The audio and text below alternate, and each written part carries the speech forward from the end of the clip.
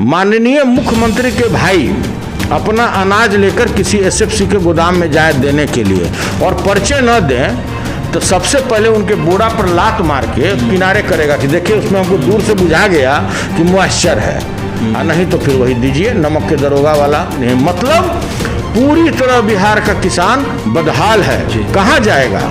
चारों ओर से उसके ऊपर धक्का चल रहा है, कभी बाढ़ का, कभी बरसात का, कभी सुखाड़ का, कोई योजनाएं नहीं है।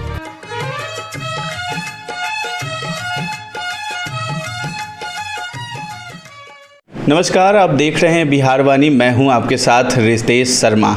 इस वक्त हमारे साथ यहां बिस्कोमान के चेयरमैन सुनील सिंह जी हैं। हम इनसे बातचीत करेंगे कि आखिर बिहार में किसानों की क्या स्थिति है और कैसे सुधार किया जा सकता है। और बिस्कोमान हमेशा से किसानों के हित में सोचता रहा है और बहुत ही ऐसे सराहनीय कार्य किए हैं जो एक पहल के तौर पर देखा जाता है और किसानों को उससे बहुत ज़्यादा लाभ मिलता है, चाहे वो यूरिया की बात हो या फिर फर्टिलाइजर्स हो, उसमें बिस्कोमान हमेशा आगे रहा है। और कश्मीरी सेब मंगाने का काम किया गया था छठ के अवसर पर, और भी इस तरह के आगे भी क्या क्या इंतजाम करेंगे सुनील सिंह जी, इनसे हम बातचीत करते हैं। तो सर, सबसे पहले आपका स्वागत है।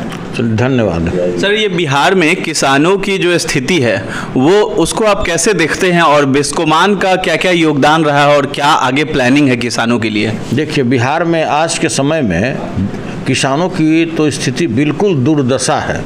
आप ऐसे समझ लें कि एक तरफ कोरोना का मार, दूसरे तरफ बाढ़। किसान तो अपने जीवन की कमाई जो भी वो कमाता है वो टोटल अपने खेत में डाल देता है और उसी समय या तो बाढ़ हो जाएगा या सुखाड़ हो जाएगा। सबसे बड़ी बात है कि अगर आप बिस्कोमान की बात अगर छोड़ दें, बिस्कोमान पूरे बिहार में मात्र खरीफ और रबी मिला करके मैक्सिमम 3 लाख मैट्रिक टन उर्वरक की बिक्री करती है। बिहार में टोटल कितना आता है? तो 32 लाख टन। पूरे बिहार में रबी और खरीफ मिलाकर 32 लाख मैट्रिक टन उर्वरक आता है। तो बाकी तक कोई न कोई प्राइवेट दुकानदार ही बेच रहे हैं। बिस्कोमान तो मात्र बेच रही है 3 लाख टन। तो जो 3 लाख टन होता है वही मात्र निर्धारित मूल्य पर बिक्री की जाती है। इसका तो जीवंत उदाहरण है। हमारे यहाँ जब सेंटर में अगर यूरिया आ गया तो समझिए कि आधा किलोमीटर लंबा लाइन लग गया।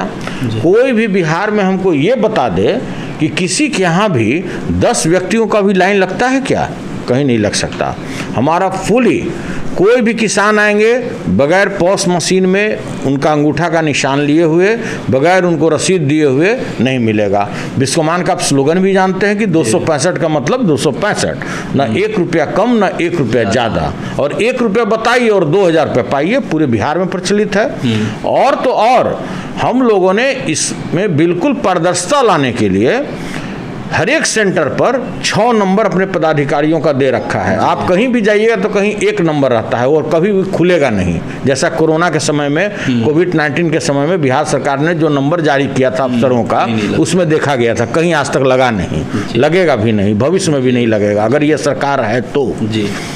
तो हम लोगों ने क्या किया कि अगर 1 नंबर नहीं लगा तो दूसरा लगाओ, दूसरा नहीं लगा तो तीसरा लगाओ, तीसरा नहीं लगा तो चौथा करो, चौथा नहीं तो 5वां करो। मतलब किसान डायरेक्ट यहाँ पर हमारे पदाधिकारियों से अपनी समस्या को बतला सकता है। तो इससे हमने क्या किया, हमारे सभी सेंटर टाइमली खुलते हैं। कोई भी व्यक्ति 1 रुपया भी लेने का जरूरत नहीं कर सकता है। और अगर आप कृषि विभाग में भी किसी पदाधिकारी से बात करें तो वो लोग भी बगैर माइक का आपको ये बोलेगा, जितना मृत्यु सत्य है उतना ही सत्य है कि बिस्कोमान 265 में यूरिया देती है। तो उससे क्या हुआ, हम पूरे बिहार के सभी किसानों को विज्ञापन निकाल कर अपने खर्च पर हम बताने में सफल हो पाए कि भाई यूरिया का मूल्य 265 है। पहले जो मंत्री रहे नीतीश काल में ही, उनको तो यूरिया के सही मूल्य की जानकारी तक नहीं थी। अगर वो भी अगर उनका घर परिवार अगर 50 रुपया ब्लैक लेकर के आता था तो वो बड़ा खुशी में बोलते थे कि आज हमको 330 रुपया में यूरिया मिल गया, बाकी के तो 400 में मिलेला, हमारा 330 में मिल गया। आज क्या है, आज किसान से कोई अगर दुकानदार बोलता है कि नहीं आप गलत ले रहे हैं, बिस्कोमान 265 में यूरिया देता है, तो कहता है कि क्या कीजिएगा भाई, वो तो सरकारी दुकान है, सहकारी दुकान है। बहुत किसानों में भ्रांति भी रहता है कि यह सरकारी दुकान है, जबकि मैं इस चैनल के माध्यम से बताना चाहता हूं कि 15 वर्ष में राज्य सरकार ने 15 रुपया संस्था को नहीं दिया। इफको के सहयोग से, डॉक्टर उदय शंकर अवस्थी के सहयोग से बिस्कोमान आज राज्य के किसानों की सेवा कर रही है। आज अवस्थी साहब का कहना है कि मैं नहीं चाहता कि इफको में कोई 1 रुपया ब्लैक ले, और उसमें हम लोग 100% सफल हुए। इसमें सरकार का 1 पैसे का योगदान नहीं है। अगर सरकार का बस चले तो आज बिस्कोमान के सारे सेंटर को वो बंद कर दे। अगर आज बस चले तो वो चाहेगी, हरदम चाहेगी कि हमारा यूरिया 400 बिके, 500 बिके, ताकि मैं भी भूखा न रहूं, साधु भी भूखा न जाए। आप समझ गए होंगे, नमक का दर होगा, सब पढ़े हैं ना। तो ये स्थिति है। और आपने भी बात किया सेव का, आपने बात किया प्याज का।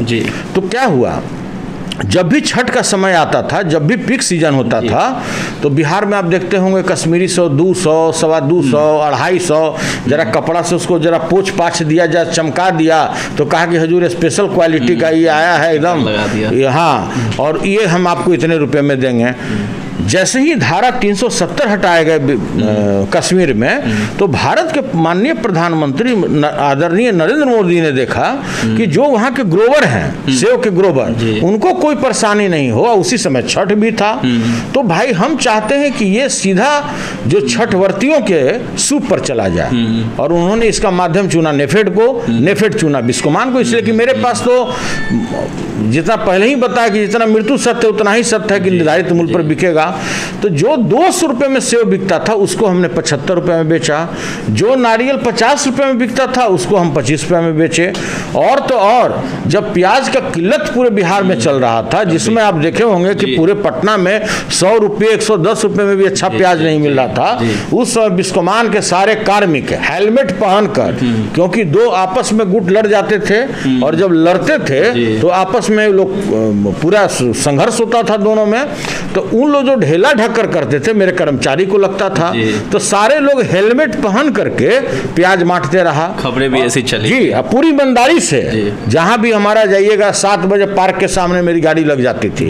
जितने भी पटना में पार्क थे, जमुई में बिछवाए, हम लोग बिक्री कराए, आपको आरा में, छपरा में, इसके अलावा झारखंड के अनेक शहरों में। इसमें सर एक और खबर आई थी कि इसमें रोक भी लगाया गया था सरकार की तरफ से, कुछ बहानेबाजी करके। बिल्कुल, जब सरकार दूसरी एजेंसी स्टेट फूड कॉर्पोरेशन, जिसको भ्रष्टाचार का आप गंगोत्री भी बोल सकते हैं, मतलब उसको देवघर भी बोल सकते हैं, तो उसको ये बोला कि आप लोग बेच पाइएगा 35 रुपया की नहीं। बोला कि हजूर 35 छोड़ी, हम लोग 135 में भी नहीं बेच पाएंगे, और अगर सड़ गया कोई तो उसका हर्जाना कौन देगा। तो देखिए एसएफसी वही काम करता है, वही वाला काम करेगा जिसमें मैं भी भूखा ना रहूं, साधु भी भूखा न जाए। पीडीएस में किस तरह से लोग राशन का बंटवारा करते हैं, ये किसी से छुपा हुआ नहीं है। तो अब आइए फिर से कृषि पर। तो देखिए, आप धान अधिप्राप्ति के काम में आपने सपोर्ट प्राइस यहाँ फिक्स किया, आप धान खरीद करते हैं, तो जितना यहाँ का धान खरीदगी होता है, प्रोडक्शन जितना होता है उसका 20% भी आप अधिप्राप्ति में नहीं लेते हैं। कारण क्या है कि किसान को लाचार में जो निर्धारित मूल्य होता है उससे कम रेट पर बिचौलियों को बेचना पड़ता है। चावल में क्या होता है, चावल में वही घुमौआ खेल होने लगता है, सब लोग जानता है, सरकार भी जानती है, नीतीश जी भी जानते हैं। ये ऐसा रैकेट है जिसको तोड़ना बहुत असंभव है प्रेजेंट सरकार को। ये क्या होगा, धान खरीदने का रेट अगर 1900 रुपया है, तो चावल मिलने लगता है 1600 में। तो भाई अगर इसका रिजल्ट देखना है कि कितना अच्छा सरकार ने प्रिकॉर्मेंट किया, तो आप 3 महीना पीडीएस का चावल रोक दीजिए और रिजल्ट आपके सामने आ जाएगा कि आप कितना अच्छा बेहतरीन कार्य किए। क्योंकि जो पीडीएस में जो आप चावल देते हैं वही रिपीट होकर के फिर से एसएफसी लेती है, जो भ्रष्टाचार का देवघर है। तो हम दूसरी बात ये आपको बताना चाह रहे थे कि देखिए, धान में तो आपका है, गेहूं में आप अधिप्राप्ति मूल्य आपने निर्धारित कर दिया है। जो बिहार पूरे विश्व में जाना जाता है मखाना का, उसका क्या होगा कालिया। सारा किसान मर रहे हैं, कोई खरीदने वाला नहीं है, कोई एजेंसी नहीं है सरकार के पास। मक्का का क्या होगा, आपको पता है कि भारत सरकार ने फिक्स किया 1800 रुपये से ऊपर मक्का का सपोर्ट प्राइस, और बिक कितना रहा था 1200 में। 1100 तक में कोई पूछने वाला किसानों का मक्का नहीं था। आप कहते हैं किसान की बात, उचित मूल्य नहीं, बिल्कुल नहीं मिलता है उसको। तो बेचारे को दोनों तरफ से लॉस होता है, ब्लैक में खरीदता है खाद, अब माल बेचता है कम रेट पर, उसका कोई देखने वाला नहीं है। आपका जितना यहाँ पर दाल होता है, दलहन और तिलहन जी। दलहन तिलहन आप समझ गए ना। दलहन तिलहन मतलब हो गया कि जो राहर हुआ, मूंग हुआ और सरसों हुआ, आपको सूरजमुखी हुआ, जो बाढ़ का इलाका वहाँ सूरजमुखी भी होता था। लाचार में किसान ये उपजाना भी बंद कर दिया, उसके पूरे मुकामा टाल में चले जाइए, चना कोई पूछने वाला नहीं होता है सीजन में, कोई गवर्नमेंट एजेंसी नहीं है जो उसको सपोर्ट प्राइस में खरीद सके, वो लोग को औने पौने भाव व्यापारियों को देना पड़ता है। तो मेरे कहने का मतलब है कि देखिए, बिस्कोमान से सरकार को एलर्जी है, ठीक है, हमको काम देगी भी नहीं, कभी नहीं देगी, आज भी नहीं दी, आखिर आगे तो आने वाले भी सरकार नहीं है, इसलिए हम आगे का नहीं बताएंगे।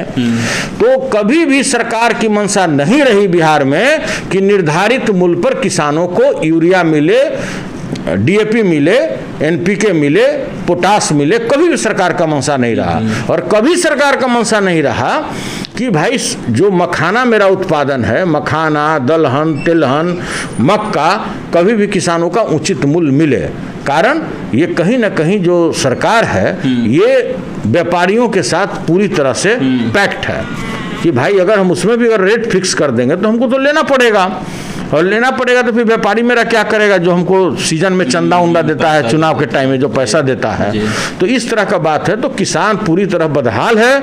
जो किसान अपना गंजी, फटा हुआ गंजी नहीं खरीद सकता 100 रुपये का, उसको 200 रुपया ब्लैक दे करके यूरिया खरीदना पड़ता है। तो ये सरकार के लिए डूब मरने की बात है।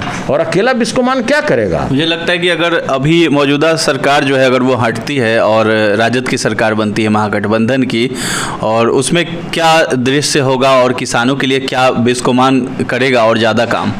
पहला प्राथमिकता होगा, ये तो खैर जो लीडर हैं आदरणीय तेजस्वी जी ये लोग डिक्लेयर करेंगे, लेकिन मैं ये 100% राज्य के सभी सहकार जनों को, सभी किसानों को आश्वस्त करता हूँ कि जो भी उनके साथ जो गड़बड़ियाँ आ रही हैं, जो भी उनको मुसीबतें आ रही हैं, ये बिल्कुल सही कर दिया जाएगा। जैसे कभी भी केसीसी लोन में आपको ब्याज नहीं लेना चाहिए किसान को, ठीक है, 0% पर उसको मिलना चाहिए। जो धान अधिप्राप्ति में जो सोसाइटी काम करती है उसको 0% ब्याज पर उसको मिलना चाहिए, इसलिए कि वो सरकार का महत्वाकांक्षी योजना पूरा करती है। जब भी बाढ़ और कुछ भी आ जाए तो किसान का टोटल लगान माफ हो जाना चाहिए।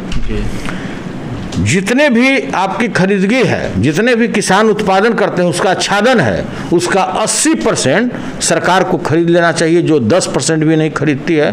जो टारगेट फिक्स करती है 20%, वो भी सही रूप से नहीं खरीदती है।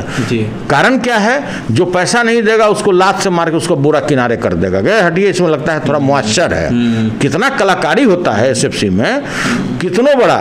और तो और माननीय मुख्यमंत्री के भाई अपना अनाज लेकर किसी एसएफसी के गोदाम में जाए देने के लिए, और परिचय न दें तो सबसे पहले उनके बोरा पर लात मार के किनारे करेगा कि देखिए उसमें हमको दूर से बुझा गया कि मॉइस्चर है, नहीं तो फिर वही दीजिए नमक के दरोगा वाला, तब आपका ले लेगा। कुछ भी रहे, सड़ा हुआ रहे, जोकड़ाया हुआ रहे, कोई इसको लेने में आपत्ति नहीं। मतलब पूरी तरह बिहार का किसान बदहाल है, कहाँ जाएगा? चारों ओर से उसके ऊपर धक्का चल रहा है, कभी बाढ़ का, कभी बरसात का, कभी सुखाड़ का, कोई योजनाएं नहीं। आप डीजल सब्सिडी की बात करते कि मैं डीजल सब्सिडी देता हूं, एक किसान कोई हाथ उठा दे कहीं पर कि उसको मिला हो, किसान को नहीं मिलता। ये सारा बंटवारा होता है बीडीओ, सीओ और जो इसके एग्रीकल्चर से जो रिलेटेड हैं, सारे आपस में बंटवारा हो जाते हैं, पेट्रोल पंप से सेटिंग होता है, उसका रसीद कट जाता है। तो कैसे कैसे कार्य हो रहे हैं बिहार में, अगर जांच हो जाए तो जो पदाधिकारी लोग हैं, जो मंत्री लोग हैं, आधे से ज़्यादा जेल के अंदर होंगे। मैं आपको बता दूं, किसान पूरी तरह बदहाल है बिहार में। बहुत बहुत धन्यवाद सर। धन्यवाद। तो ये थे हमारे साथ बिस्कोमान के चेयरमैन सुनील सिंह जी। ये बता रहे हैं कि अगर बिस्कोमान के हाथ में अगर ये कमान दिया जाता है तो बिहार के जो किसानों की जो बदहाली है उसको दुरुस्त कर दिया जाएगा, और जो उचित मूल्य जो नहीं मिल पाता है किसानों को, जो बिचौलिए होते हैं, ऊपर जो सरकार है सत्ता पे जो बैठे हुए बड़े बड़े अधिकारी हैं, वो जो खाने का काम करते हैं, वो सब रोकने का ये काम करेंगे। फिलहाल आप हमारे चैनल के साथ बने रहें। अब तक सब्सक्राइब नहीं किया तो सब्सक्राइब कर लें। अगर ये वीडियो फेसबुक पर देख रहे हैं तो हमारे पेज को लाइक और फॉलो करना न भूलें। शुक्रिया।